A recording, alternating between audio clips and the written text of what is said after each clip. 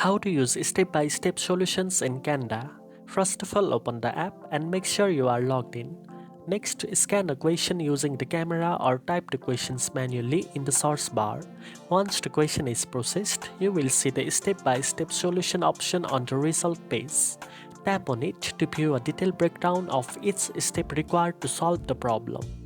The step-by-step feature helps you understand the reasoning behind every solution, not just for final answer, making it easier to learn and remember concept. You can also follow along with examples, explanation, and tips provided for each step to improve your understanding of the topic. For math problems, you will see calculation, formulas, and methods used, while for other subjects, detailed reasoning or explanation are provided. Now you know how to use step-by-step solutions. If you found this video helpful, don't forget to like, share, and subscribe for more study tips. Thanks for watching, and I'll see you in the next one.